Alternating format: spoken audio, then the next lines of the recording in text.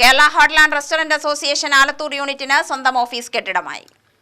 Association സംസ്ഥാന president G Jayapal ഉദ്ഘാടനം ചെയ്തു. നമുക്കറിയാം, നഗരപാലിക നിയമത്തിൽ തദ്ദേശ സ്വയംഭരണ സ്ഥാപനങ്ങൾക്ക് മാലിന്യ നിർമ്മാർജ്ജനത്തിലുള്ള പങ്ക് അവഗണിച്ചുകൊണ്ട് കേരളത്തിലുടനീളം തദ്ദേശ സ്വയംഭരണ സ്ഥാപനങ്ങൾ തങ്ങളുടെ കർത്തവ്യത്തിൽ നിന്നും മാറി നിൽക്കുകയും അത് മുഴുവൻ വ്യാപാരികളുടെ തലയിൽ കെട്ടിവെക്കുകയും ചെയ്യുന്ന ഒരു സമീപനമാണ് ഇന്ന് കേരളത്തിൽ കണ്ടുവരുന്നത്.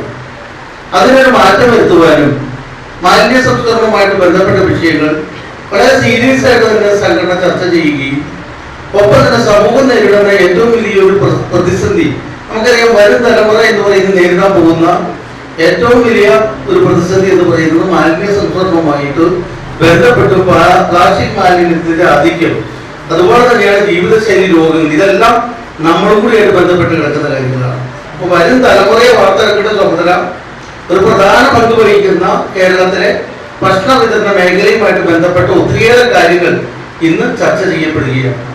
യൂണിറ്റ് പ്രസിഡന്റ് ടി ശ്രീജൻ അധ്യക്ഷനായി. സംസ്ഥാന വർക്കിംഗ് പ്രസിഡന്റ് സി ബിജുപാൽ മുഖ്യാതിഥിയായി പങ്കെടുത്തു. സംസ്ഥാന secretary P M Shinoj Rahman, ജില്ലാ പ്രസിഡന്റ് സി സന്തോഷ്, ജില്ലാ secretary Hasan Rahman, treasurer Zubair Pattambi, K C Chandran, P G Gopinath എന്നിവർ പ്രസംഗിച്ചു.